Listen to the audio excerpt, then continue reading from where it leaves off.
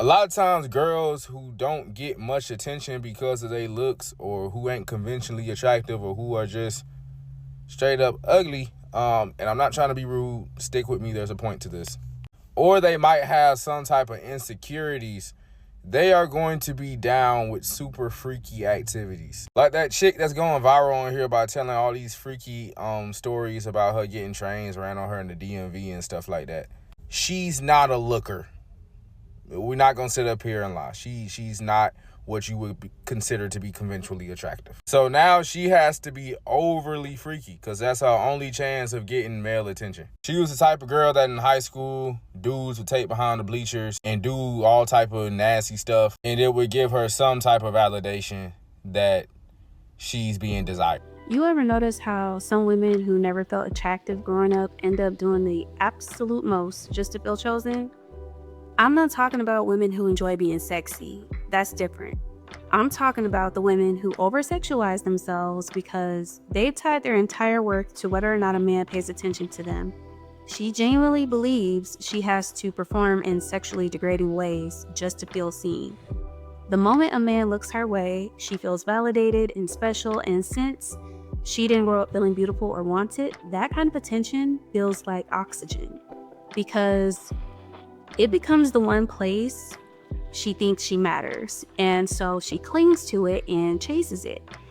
And she shapes her whole identity around it. So when you don't feel beautiful or wanted, and when you don't feel like men naturally gravitate toward you, you start reaching. You start leaning into the one thing you think will guarantee attention, even if it's not the kind of attention you actually want. And to be honest, some women grow up never getting complimented unless it's something sexual, never being chosen unless it's something sexual, and never being valued unless it's something sexual. So they learn early, okay, I'm not going to get love, but I can get a reaction. And a woman operating from insecurity is not winning anything. She's hustling for crumbs. And when your value comes from crumbs, you'll do anything to never lose them. Even if it means competing with women who aren't even competing with you, especially younger women. These women usually grow up with attachment wounds, usually from childhood. A girl who's ignored grows into a woman who chases attention in unhealthy ways. They grow up with zero affirmation, where no one's telling her that she's enough unless it was sexual or performative. And, these women also grow up with internalized misogyny, where they learn to see life through men's eyes and adopt the ideology that men are the prize and women are the competition. They have a body-based identity because their body is the only thing that gets praised, and they grow up with a scarcity mindset because she doesn't believe she can have real love, so she survives off of the leftovers. So when you put all of that together, you get the exact behavior we see online today. Women who go to extreme lengths for male attention, women who shade other women out of insecurity, and women who become mothers but still operate like attention-starved girls. And if nobody ever intervenes, that's how you get those women who grow up to become dangerous pick-me mothers. The ones who are in competition with their own daughters. And these are the same ones who can't stand to see their daughter be pretty, confident, or even comfortable in her own skin. So instead of protecting her daughter, she started seeing her as the enemy. This hits home for me because I was raised by a mother who wasn't conventionally attractive. And as I got older, the way she treated me started to change. I didn't understand it at first, I just felt it. So growing up, I had some baby fat, like normal little girl stuff. And then my first year of high school, I lost it. Not in an unhealthy way. I was just eating better, moving more, and living my life. But instead of supporting me, my mom accused me of being anorexic. And it wasn't out of love or worry. It was the way she said it was like she was mad at me for looking different. And I now know that she was mad at me for becoming someone she wasn't. And it hit me like, if I actually was struggling with, and disorder, that would have shut me down completely because it wasn't care and it wasn't concern. It was jealousy. And then the attention I started getting from boys my age, she couldn't stand it.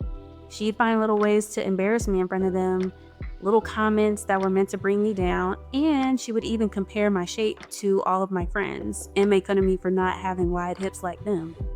Mind you, I'm still a young teenager going through the development, the physical development. So, I didn't know why she did that back then, but now I do. And, basically, she didn't want me to shine in ways she never got to. And she didn't want me to feel wanted in any ways she never felt. And the worst part is when older men would look at me, and I'm talking grown, too old to even be looking in my direction. It was a whole different scene. These would be the same men she just called attractive or fine, like in front of me. Not to them, but she would say it in front of me. But once they turned their attention to me, it became a problem, and I'm doing something wrong even though I didn't want them, didn't ask for it, didn't entertain it. But because they didn't want her and they wanted me, it triggered something in her. And I was the one who paid for that insecurity. And those experiences taught me early that some women do not know how to handle their own daughters becoming the thing they wish they were. When a woman hasn't healed, she can't handle watching her daughter blossom. She takes it personally and she feels attacked by it. And she'll take that out on the girl instead of admitting she's hurt. And the sad part is a lot of us have seen this before. The mom who comments on her own daughter's body, the mom who lets weird men hang around her house, the mom who prioritizes having a man in the home over creating a safe environment. And she's the mom who's jealous instead of nurturing. And it's heartbreaking, but it's real. And then you've got the extreme cases, the ones that actually make your stomach turn. Because there are some women out here who are so desperate to be chosen by a man that they will ignore every red flag, every warning sign, every piece of common sense, even when their kids are at risk. So there's one story that has stuck with me. It's about 1.5 years old now, or 2 years old. I don't remember the names in the case, but there was this woman, not conventionally attractive at all, and she moved this man into her home, a man who had a history of hurting little girls before, including his own daughter, and he gave his own child a STD. And because she refused to let him go, her own niece, a child, ended up being assaulted, impregnated, and killed. And she didn't protect her. She didn't kick him out. She didn't separate him from the children. Nothing. She stood by that man even when her niece ended up pregnant. And she still protected him more than she protected her own family. And that's the part that makes me sick. People don't understand how dangerous female insecurity can get, because everybody loves talking about insecure men. And yes, that is a real issue, don't get me wrong. But insecure women can destroy lives too, especially when they tie their self-worth to being desired by a man and feel like they couldn't possibly do better. When they believe that having a man, any man, is better than having no man at all. These women often come from childhoods where nobody affirmed them. Nobody nurtured them. Nobody made them feel safe or loved or beautiful. So when they finally get attention, especially from a man they think is out of their league, they will do anything to keep him, even at the expense of the children around them. That's how the cycle starts. The mother who was never chosen grows into the mother who is threatened by her daughter, because her daughter represents everything she feels she never got to be: pretty and desired. And instead of healing, she projects her insecurities, and she becomes jealous, neglectful, and competitive. And in the worst cases, she becomes dangerous. People don't talk enough about the women who pimp their daughters out emotionally, socially, or physically just to keep a man around. They don't talk about the moms who let their boyfriends discipline their daughters, who let adult men comment on their daughters' bodies, making it their daughter's fault for receiving unwanted attention, and who don't see anything wrong when a grown man is staring too long. It all traces back to one thing: a woman who never healed her own wounds. Every insecurity has a destination, and every wound has a path. If you don't handle it, it doesn't just go away.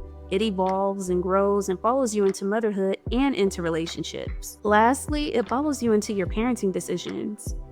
It's not about judging women, but about acknowledging the patterns so they don't keep repeating. Because imagine being so broken inside that you see your own daughter, your own child as competition instead of someone you were assigned to protect. I cannot relate to being so desperate for love that I hand my child over to danger because I don't want a man to leave. It's unfortunate that some women will bond with a predator instead of bonding with her own blood. This topic is heavy and uncomfortable, but somebody has to talk about it because too many women went through this. Too many girls grew up unprotected, overlooked, and sacrificed for male attention their mother couldn't walk away from. And for the women watching this, if you're healing from a mother like this, I see you. If you're scared of becoming a mother like this, your awareness is already breaking the cycle. And if you're raising daughters, your self-esteem matters more than you think. Because whether a girl grows up protected or exposed often depends on her mother's self-worth. And we can't pretend this doesn't happen, and we can't heal if we won't name it. Truth is, you cannot raise a confident daughter if you're still fighting battles with yourself. You cannot be a supportive friend if every woman feels like competition, and you cannot build a real identity if male validation is the foundation of your self-esteem. And you definitely cannot heal by pretending this doesn't apply to you. The fix isn't to shame yourself, the fix is to build yourself. Find identity outside of being sexual. Build confidence outside of male attention, and choose your self-worth that isn't rooted in being chosen by a man. Learn how to admire other women without feeling like their beauty takes away from yours. Attention is not worth your dignity, and love is not something for you to compete for. Being chosen by a man should never come before choosing yourself. If you enjoyed the topic of this video today, please like, comment, subscribe, and share. I would love to know if this is something you're overcoming, dealing with a woman that has gone through the pipeline of being, low self-esteem, oversexualized, not attractive, to the jealous mother. I would love to know your take. Thank you.